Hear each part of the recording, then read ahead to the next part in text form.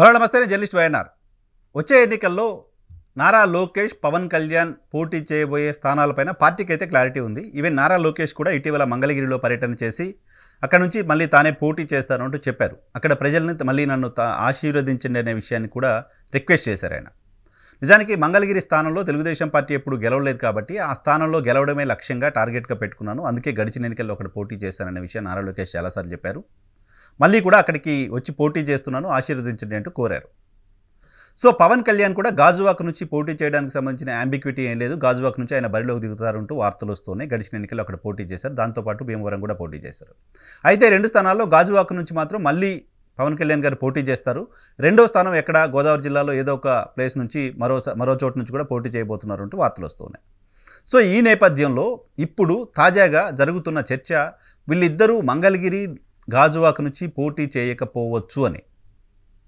ఎందుకంటే గాజువాక, మంగళగిరి ఈ 2 స్థానాల్లోనూ వైఎస్ఆర్ కాంగ్రెస్ పార్టీ బీసీలకు అవకాశం కల్పించింది. మంగళగిరిలో నారా లోకేష్ని కావచ్చు, గాజువాకలో పవన్ కళ్యాణ్ కావచ్చు, గడిచిన ఎన్నికల్లో ఓడించింది రెడ్డి సామాజిక వర్గానికి సంబంధించిన ఇద్దరు. ఆళ్ల రామకృష్ణారెడ్డి చేతిలో నారా లోకేష్ ఓడిపోయారు, తిప్పల నాగిరెడ్డి చేతిలో పవన్ కళ్యాణ్ గారు ఓడిపోయారు గాజువాక నియోజకవర్గంలో. వ్యూహాత్మకంగా వాళ్ళిద్దరూ మళ్ళీ అక్కడి నుంచే పోటీ చేస్తారనే ఆలోచనతో, అటువంటి సమాచారంతో, అటువంటి ముందు చూపుతో వైఎస్ఆర్ కాంగ్రెస్ పార్టీ ఆ ఇద్దరు ఎమ్మెల్యేలను మార్చింది. ఆ ఇద్దరిపైన అక్కడ వ్యతిరేకత ఉంటుంది. ఆ 2 స్థానాల్లో గడిచిన ఎన్నికల్లో ఓడిపోయారు కాబట్టి మళ్ళీ వాళ్ళే పోటీ చేస్తే పవన్ కళ్యాణ్కి, నారా లోకేష్కి అడ్వాంటేజ్ ఉంటుంది అనేది వైసీపీ అంచనా. దానిలో భాగంగా వాళ్ళిద్దరినీ మార్చి ఆ 2 చోట్ల బీసీ అభ్యర్థుల్ని వ్యూహాత్మకంగా తెరపైకి తీసుకొచ్చింది. మంగళగిరి నియోజకవర్గం నుంచి పద్మశాలి సామాజిక వర్గానికి సంబంధించిన చిరంజీవిని బరిలో దింపుతోంది వైఎస్ఆర్ కాంగ్రెస్ పార్టీ. అక్కడ ఆ సామాజిక వర్గానికి సంబంధించిన ఓట్లు గణనీయంగా ఉన్నాయి. గతంలో అక్కడ పోటీ చేసి స్వల్ప మెజారిటీతో చిరంజీవి ఓడిపోయారు.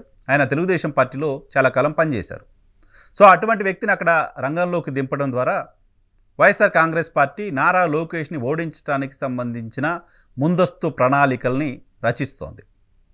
అదే సమయంలో గాజువాక అసెంబ్లీ నియోజకవర్గానికి సంబంధించి కూడా అక్కడ బీసీ యాదవ సామాజిక వర్గానికి సంబంధించిన అభ్యర్థికి అక్కడ టికెట్ కేటాయించారు, అక్కడ నాగిరెడ్డికి టికెట్ కేటాయించలేదు. సో ఈ 2 స్థానాల్లో బీసీ అభ్యర్థులను రంగంలోకి దింపింది వైఎస్ఆర్ కాంగ్రెస్ పార్టీ. బీసీ అభ్యర్థులు మరోసారి మంగళగిరి, గాజువాకల్లో పవన్ కళ్యాణ్, నారా లోకేష్ని ఓడిస్తారు అంట వైసీపీ నేతలు చెప్తున్నారు. దానికి సంబంధించిన మా యాక్షన్ ప్లాన్ మాకుంది అంటూ వైసీపీ నేతలు చెప్తూ వస్తున్నారు. ఈ నేపథ్యంలోనే బీసీలకు మేము బ్యాక్ బోన్, జయహో బీసీ అంటూ జనసేన, తెలుగుదేశం పార్టీ రాష్ట్ర వ్యాప్తంగా పార్లమెంటు నియోజకవర్గాల వారీగా సభలు పెడుతూ ఉన్నాయి. బీసీలు మాకే ఓటేస్తారంటూ చెప్తూ ఉన్నాయి.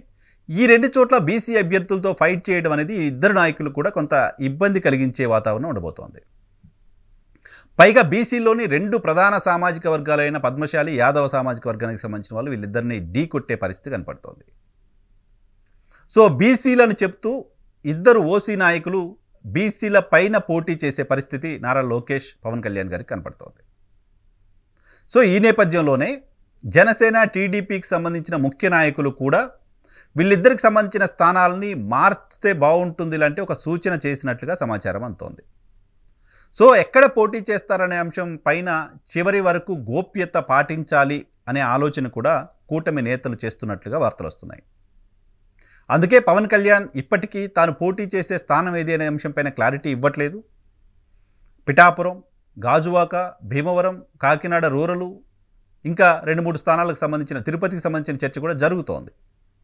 మరోవైపు నారా లోకేష్ మాత్రం మంగళగిరి గురించి మాత్రమే మాట్లాడుతూ వస్తున్నారు. సో నారా లోకేష్ కూడా ఉత్తరాంధ్రలోని ఏదో ఒక నియోజకవర్గం నుంచి పోటీ చేయొచ్చు లాంటి సమాచారం ఉంది, అటువంటి చర్చలు జరుగుతున్నాయి.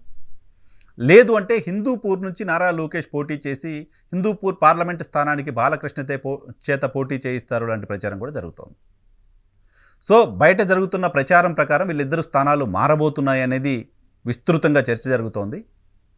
సో ఆ పార్టీలు కూడా, కూటమి కూడా బీసీ నేతల్ని ఢీ కొట్టే పరిస్థితి ఉంటుంది కాబట్టి బీసీ నేతల్ని ఢీ కొట్టడం, బీసీ నేతలపైన విమర్శలు చేయటం, బీసీ నేతలను ఓడించాలంటూ పిలుపునివ్వడం కొంత ఇబ్బంది ఇద్దరు నేతలకి ఉంటుంది కాబట్టి వీళ్ళిద్దరూ స్థానాలు మార్చుకోవచ్చు లాంటి ప్రచారానికి బలం ఉందనే భావించవచ్చు.